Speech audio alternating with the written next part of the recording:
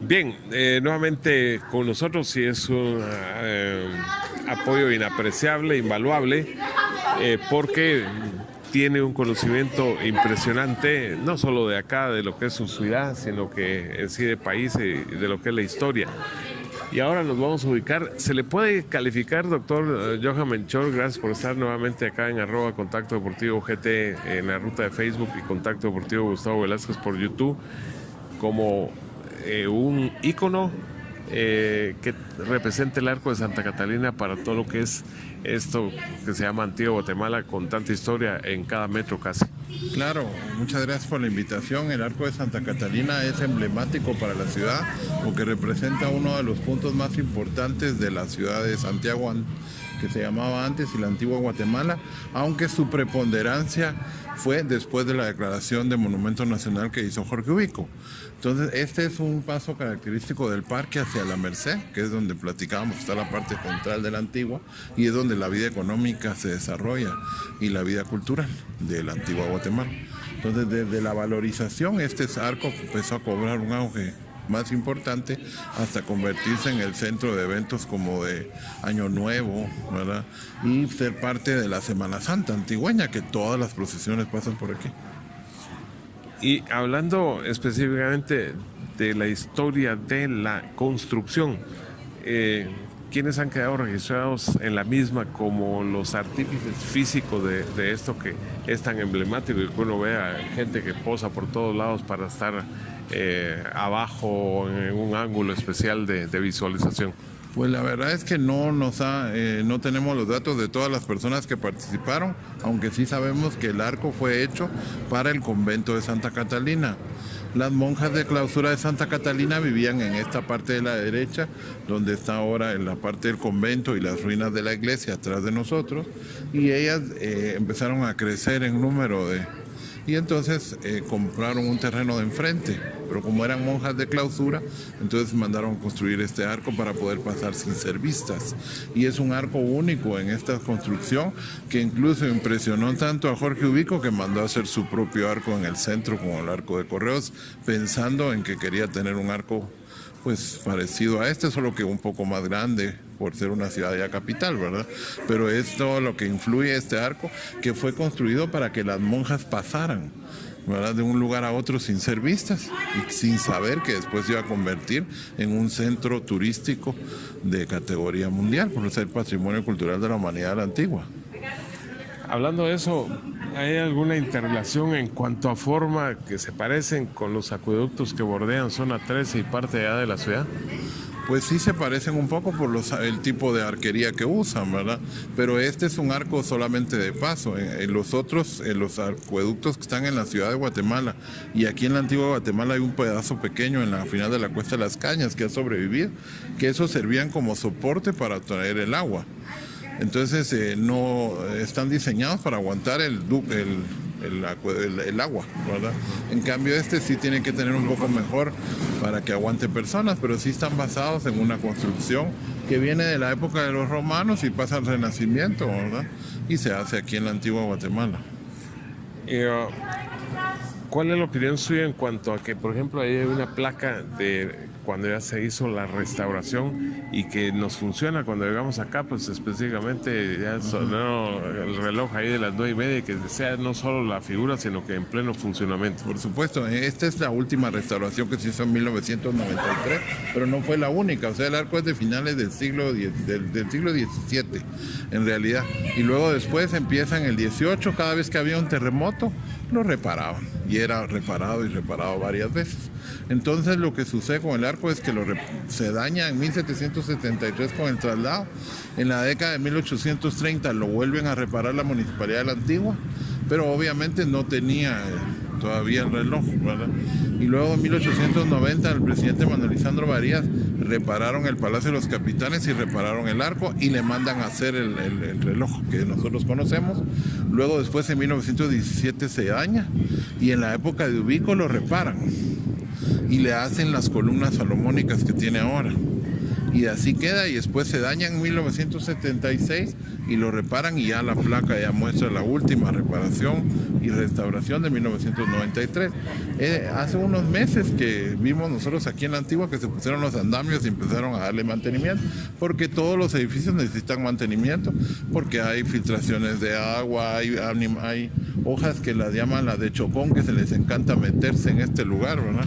Y a comerse todo, y botan si uno se descuida, le botan la construcción, y que sirven para precisamente tapar los tamales de Navidad. Los arranca uno y al final de poner los tamales pone la hoja de chocón. Para eso sí sirven, pero para que si están en la arquitectura le botan a uno. Entonces siempre tiene que haber procesos de restauración y reparación para evitar que se nos caiga, ¿verdad? Hablando de eso, ¿cuál es el material que considera usted que más se usó en la época de Colonia para construir todo lo que fue el original Santiago de los Caballeros? Pues era argamasa, ¿verdad? Y la construían con huevo, leche y todo, porque no tenían conocimientos de cimientos como nosotros lo vemos ahora, y de concreto. Entonces lo hacían muy incipiente, entonces lo hacían ancho para evitar que se cayera con los terremotos, pero a veces se les caía de todas formas. En algunos casos usaron piedra, como en Santa Catalina, en Capuchinas y en la Escuela de Cristo, que la fachada tiene piedra. Pero no había mucha piedra, entonces solo se usaba un poco en las calles, pero en las construcciones era más de argamasa, ¿verdad?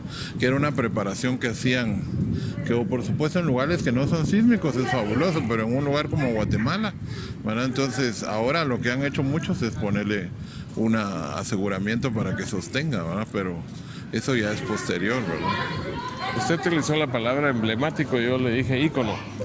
De todo lo que tiene la Antigua, ¿en qué lugar ubica usted el Arco de Santa Catalina como emblemático, como lugar emblemático? ¿En qué puesto de su figuración y de su calificación, y por qué? En el número 2, ¿verdad? ¿Y el 1? El 1 es la iglesia de la Merced, ¿verdad? Porque ahí está la tradición antigüeña que mueve toda la Antigua, ¿verdad? De la Semana Santa. 2 es el arco, porque es el lugar encima de todo lo del palacio y de la plaza. Sí, y definitivamente. Sí, exactamente. Y la tercera es la plaza central. Bueno, ya saben, el top acá. 1 es la Merced, segundo el arco de Santa Catalina y toda la calle en sí. Y luego lo de la plaza central. Bueno, interesante de la parte histórica, porque vamos a abarcar también con Rodrigo Gaitán, que vamos a estar en las entrañas del reloj, que es una parte posterior a la construcción original del arco. Así que continuamos.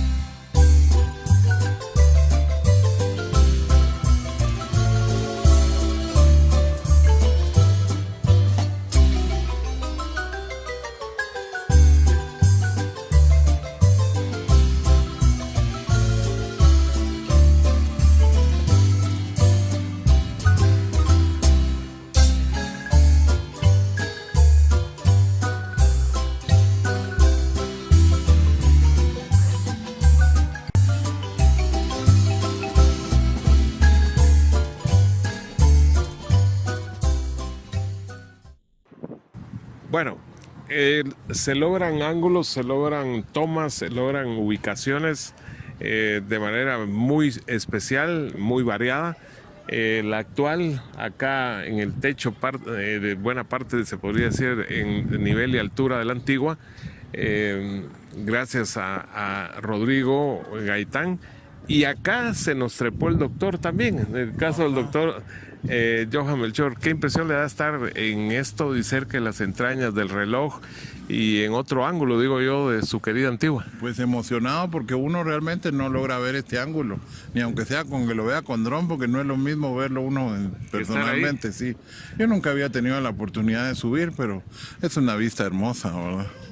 ¿Y qué es lo que le impacta más de lo que ya se paneó aquí de su vista? La ruina de la iglesia de Santa Catalina aquí al lado de nosotros, sin bóveda, pero que conserva todavía bastante de sus muros a pesar de tanto terremoto que la ha azotado.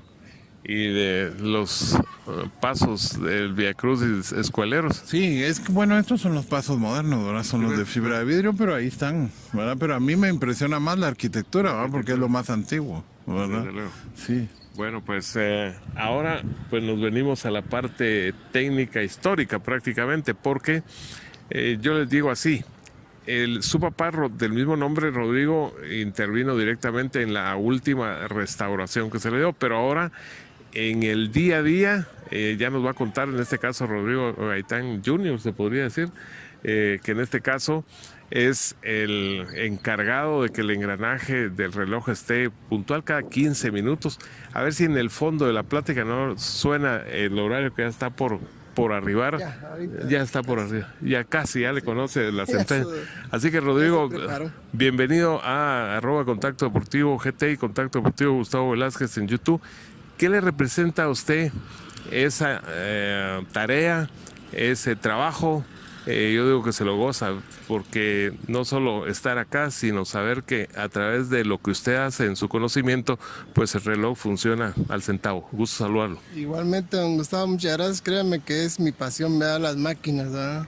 De todo tipo, pero esta es otra de mis pasiones y también le cuento que vamos a, primero Dios, poner el relojito que estaba puesto hace algunos años ahí en el ayuntamiento, ¿ya? Para que se lleven la noticia esa ya, primero Dios, en estos días que vienen. ¿No?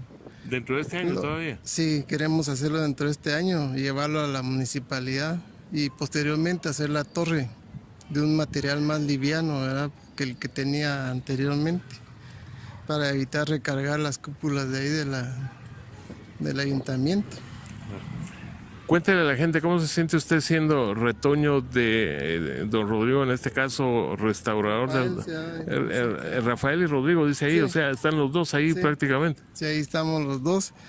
Mira que fue una inquietud de mi papá restaurar el reloj en los años 90.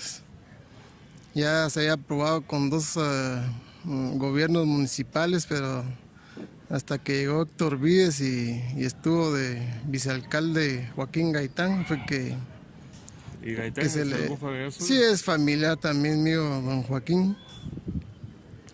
Hasta esa administración fue que se le puso atención al reloj y mi papá logró hacer era como sueño de él, ¿verdad? Echar a andar el reloj otra vez. Y desde el 93 que ahí estaba hasta la fecha. ¿Y usted tiene algún recuerdo de cuánto tiempo les demandó, qué gestiones hubo que hacer y demás, encontrar financiamiento para todo lo que eran las piezas, etcétera, y ponerlo como está actualmente? Pues fíjese que el financiamiento, pues, como en nuestro trabajo, que es metal mecánica también, nosotros construimos con mi papá las piezas que le hacían falta. En ese tiempo mi papá fue el que patrocinó todo esto, ¿verdad? De la restauración, con el apoyo de la municipalidad de ese entonces. Y gracias a Dios ahí está, pues le faltaban como 10 piezas al reloj en ese tiempo. Y costó irle hallando hasta que al fin se logró hacer funcionar. Y el hacer funcionar, cuéntele así dentro de los términos que usted utiliza, cómo es que se logra que hay que mantener alimentado en la cuerda, etcétera, para que sigue, ese tipo de mantenimiento y constancia para que el reloj no se detenga. Pues fíjese que el reloj consta de 3 pesos, ¿verdad? Son de plomo. Uno de aproximadamente 150 libras y otro de aproximadamente 60. Son dos de aproximadamente 150 libras. Y el más liviano, que es el que sí, lo que es el reloj, ¿verdad? Las otras son para las campanadas.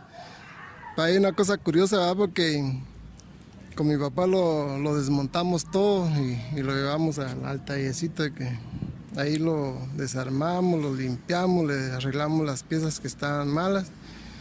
Pusimos las que le hacían falta pensando más o menos cómo eran, ¿verdad? Pero cuando lo trajimos a colocarlo de nuevo teníamos el problema que se adelantaba, iba muy rápido. Ya se estaba inaugurando y yo tenía que subir y detenerlo un ratito para que no se adelantara mucho hasta después de la inauguración que mi papá nos pusimos a ver nuevamente el reloj. ¿Qué pasa aquí? Que esto camina tan rápido. Entonces vimos dos pequeños agujeritos ahí, en una pieza clave del reloj, se puede decir, ¿verdad? Y me dice mi papá, mira, aquí llevaba algo esto, hay que ver.